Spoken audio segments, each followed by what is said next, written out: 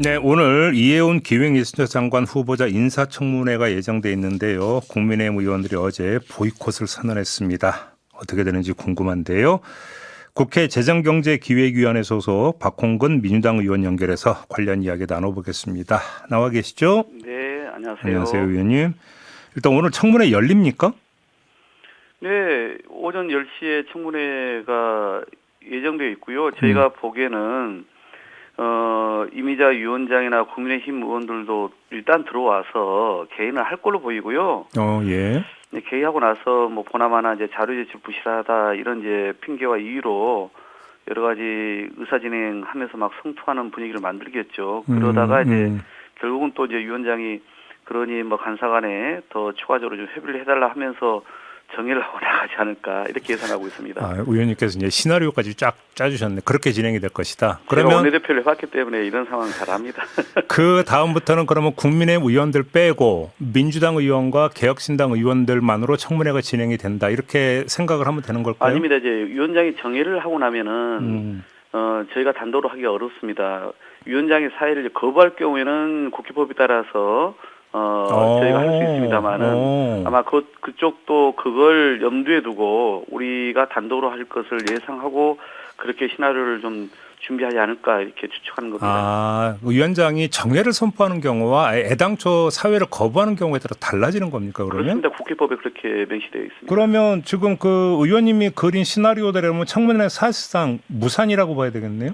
예, 정회를 해놓고 계속 간사 협의를 이제 주문한 거기 때문에 네. 저는 간사 협의를 하면서 후보자가 혹시나 뭐 자료 제출을 제대로 아직 못 낸 게 있다라면 그것도 추가적으로 내라고 하는 요청을 한편에서 하면서 또 한편에서는 자료 제출 건으로 인사청문회 자체가 아예 이렇게 안 되는 경우는 거의 없거든요. 네. 그리고 이거는 이제 그쪽의 그 정략적인 핑계고 그런 거기 때문에 저희로서는 정상적으로 열어야 된다. 왜냐하면 지난주에 여야가 함께 인사청문회 계획서를 채택하고 일시와 증인까지 다 합의를 봐서 하지 않았습니까? 그때는 하자고 해놓고 며칠 사이에 입장 변경하는 것 자체는 아무래도 좀 저로서는 납득하기 어렵지 않습니까? 그럼 며칠 사이에 입장이 왜 돌변했다고 생각을 하세요? 저희는 이제 우선 이렇게 생각을 합니다. 그 대통령은 인사권자로서 지명을 하고 검증을 국회에 요청하는 게 자신의 그런 당연한 그 역할이고요. 네. 그리고 이제 후보자는 거기에 맞춰서 책임 있게 소명하고 검증을 받아야 될 것인 거고요. 네. 근데 문제가 중간에 이제 여러 가지 의혹이 제기됐을 때 정말 자기가 그걸 감당할 수 없다 판단할 때는 스스로 자진 사퇴하는 길이 있습니다. 그런데 본인이 이번에는 사퇴하지 않고 이걸 자기가 검증하겠다고 얘기를 하고 있지 않습니까? 그러니 국회의 청문은 그 국회법과 인사청문회법에 따라서 철저하게 검증하면 되는 거거든요. 그러니까 말 그대로 매의 눈으로 엄격히 검증하고 현미경처럼 섬세하게 이렇게 검증하라는 게 우리 국민의 요구 아닙니까? 그래서 저희들도 이제 자진 사퇴하지 않은 상황이고 그리고 본인은 억울한 부분도 있고 제대로 소명할 수 있다고 얘기를 하니까 오늘 이 계획서 채택을 한 만큼 검증을 해야 되는 시간을 남겨두고 있는 것이죠. 그래서 저희들도 다 준비를 해왔던 것이고 우리가 여당이라고 해서 그냥 뭐 어물쩡 봐주고 또는 덮어주려고 할 생각 초도 없습니다. 저희도 철저하게 하겠다는 거거든요. 그런데 이제 와서 이렇게 하는 것은 첫 번째는 이 사안을 좀 더 이슈로 키우고 싶겠죠. 그냥 오히려 본인에게 해명의 시간을 주지 말자. 이미 의혹 제기된 거 가지고 자기들은 이 인사청문회를 안 하는 것이 정치적 셈법에 낫다 이렇게 판단을 한 게 국민의힘의 논리일 거고요. 그런데 뭐 알다시피 이 논리가 궁색한 게 지금 문제 삼는 것들이 전부 다 이해운 후보자가 과거 국민의힘에 있을 때 벌어졌던 일 아닙니까? 그 당에 있을 때는 몰라서 국회의원도 시키고 공천도 주고 지역 당협위원장을 시키고 그러니까 귤이 물 건넜다고 탱자라고 주장하는 게 아닙니까? 그러니까 일단 지금은 대통령께서 인사 지명을 했고 검증을 국회에서 해달라고 했기 때문에 또 여야가 합의를 해서 오늘 일시를 잡았기 때문에 철저하게 검증을 하자는 겁니다. 문제가 있으면 결국은 나중에 국민과 여론에 의해서 평가가 나오지 않겠습니까? 그때 자격의 이 유무를 결정하면 될 일입니다. 그러면 이해원 후보자 입장에서는 소명하고 싶다, 철저히 그다음에 지금 검증받고 싶다면 자료를 충실히 제출을 하는 게 기본 아니었겠습니까? 그렇습니다. 근데 사실 자료 제출이 좀 너무 심할 정도로 제출이 안 됐다라는 지적이 있었는데 이건 동의하십니까? 네, 부실한 자료 제출 부분은 우리로서도 짚고 넘어가야 되는 지점이긴 합니다. 그런데 이게 이제 비단 이해운 그 후보자뿐만 아니라 이런 선례를 남긴 건 지난 이제 윤석열 정권 때 국민들도 정말 수다하거든요. 제가 일일이 다 열거하기 어려울 정도로요. 뭐 한덕수 총리부터 당시 김인철 사회부총리 후보자, 정호영 보건복지부 장관 후보자 이런 자료 제출 안 하다가 이제 낭만무도 있는데 이 이해원 후보도 저희가 보니까 이제 기본적인 자료는 제출했습니다. 그런데 이제 가령 뭐 본인이 반드시 내야 되는 그 또는 배우자까지 내야 되는 재산 소유나 뭐 개인 신상 관련 자료는 냈는데 이제 야당에서 또는 언론에서 제기하는 그 부동산 투기라든가 자녀 취업이나 그 병역 관련 자료 있지 않습니까? 이런 건 이제 개인정보 미동의로 좀 제출되지 않은 게 있거든요. 그래서 이제 저희도 이것은 당연히 여야 간사가 어제도 계속 협의를 해왔다고 그럽니다. 그래서 추가적으로 자료 제출이 필요한 부분들에 대해서 우리 여당 간사를 통해서 그래서 후보자 쪽에 좀 전달을 하고 있는 거라고 그래요. 그래서 이제 계속 자료가 일부 좀 계속 오고 있는 상황이고요. 근데 이제 국민의힘도 그때는 그렇게 했거든요. 이 자료 제출만으로 인사청문회 보이콧을 한 사례가 없다는 얘기가 그때 윤석열 정권 때도 뭐라고 그랬냐면 자료 제출 요구가 가다하다 이러면서 인사청문회가 사생활 검증 신상 털기로 변질됐다 이렇게 얘기를 했거든요. 그러면서 뭐 인사청문회법상 뭐 제출에 예외 사유가 있다 이러면서 뭐 자료 제출 안 한 게 바로 결격 사유는 아니다 이런 얘기를 당시도 얘기를 하면서 우리 민주당에 엄청 맹공을 퍼붓지 않았습니까? 그러니까 우리는 지금은 그런 얘기는 하지는 않고 있습니다. 그러니까 오히려 이혼 후보자가 자료 충실히 내라. 그래야 국민들에게 소명이 되지 않겠냐. 저희도 같은 입장에서 요구를 하고 있는 것이고 그리고 청문회에서 자료 제출이 안 되는 걸 포함해가지고 직접 본인의 말을 통해서도 확인해야 될 부분들이 많다 이렇게 보는 것이죠. 저 여기서 잠깐 쉼표 찍고 이혜원 후보자 문제에서 좀 제도 문제에 대해서 잠깐 하나 좀 여쭙고 넘어가겠는데요. 네네. 지금 자료 제출 문제 있지 않습니까? 네네. 근데 반복되는 현상이 뭐냐면 이른바 비위 의혹의 핵심에 상당한 어떤 그 비율을 차지하는 게 가족과의 관계 문제예요. 네네네. 재산이든 뭐든지 간에. 그런데 자료 제출하지 않는 명분 중에 하나가 개인정보라서 동의를 못 받아서 제출할 수 없다라는 게 계속 상투적으로 나오는 명분 아닙니까? 네네네. 이거를 좀 제어할 수 있는 제도 개선은 필요하다고 생각하지 않습니까? 저는 그런 부분도 철저히 하는 것이 옳다 생각합니다. 이제 한 나라의 국무위원 정도 하려면은 개인이나 배우자뿐만 아니라 가족들과 관련된 부분도 철저히 검증을 해야 되는데 직계 좀비속 정도는 의무화해야 되는 거 아닙니까? 그런데 이제 다만 저는 이렇게 생각합니다. 이건 과거 문재인 정부, 윤석열 정부 그리고 지금의 이재명 정부까지 똑같이 나오는 이야기인데 이런 이제 개인 신상 문제 관련해서 너무 이제 과도하게 이게 그 여러 가지 의혹과 또 이 그 털기 중심으로 가다 보니까 이제 영향 있는 분들이 아예 이제 고사를 하면서 적재적소의 인지를 찾지 못한다는 얘기도 한편에서 나왔거든요. 그러니 미국식처럼 개인 신상과 관련해서는 비공개로 하되 철저히 하자. 그래서 그런 직계 좀비속까지 철저하게 모든 부분을 다 살펴보자.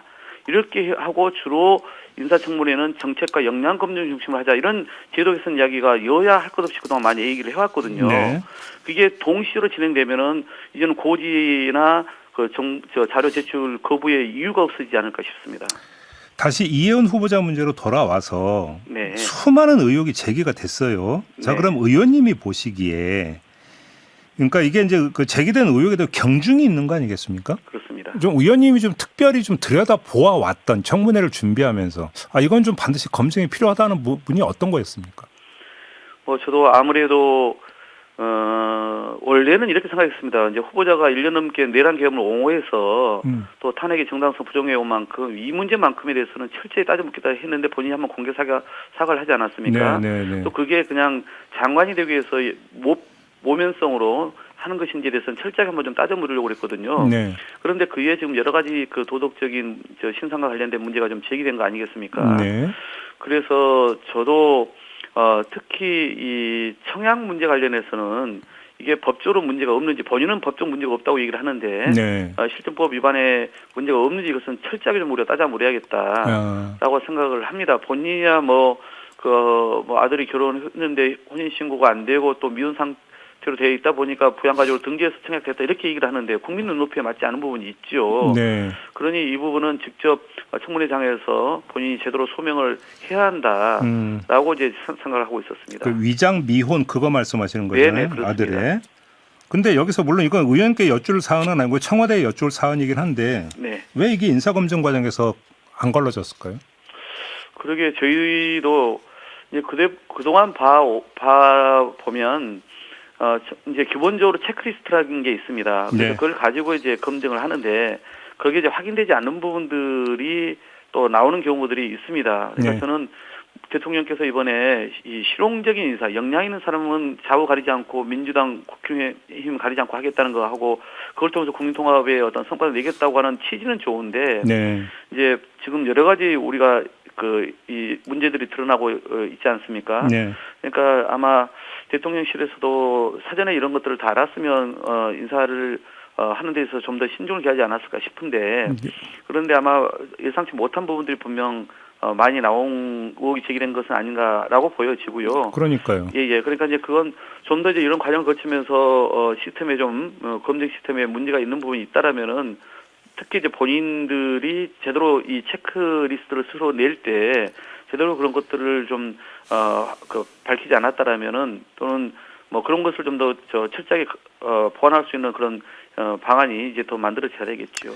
근데 아까 이제 처음에 의원님이 그러니까 쭉 제시했던 시나리오대로 만약에 가서 정해 선포가 이루어진다면 네네. 인사청문회가 나중에 다시 날을 잡아서 열릴 수 있을까요? 어떻게 전망하십니까? 국민의힘은 애초에 인사청문회 자체에 대해서 지금은 마음이 바뀌어가지고 하고 싶은 생각이 없는 거예요. 예. 아마 그쪽은 우리에게 이제 인사청문회를 본인들이 정해를 해서 만약에 안 된다면 물론 중간에 다시 또 합의돼가지고 들어올 수도 있습니다. 늦게라도. 그런데 네. 만약에 끝까지 인사청문회가 안 된다면 인사청문회가 정상적으로 이루어지지 않았기 때문에 임명의 정당성이 없다. 이 논리로 가져가기 위해서 저렇게 보이콧까지 생각하고 있는 것이겠죠. 네.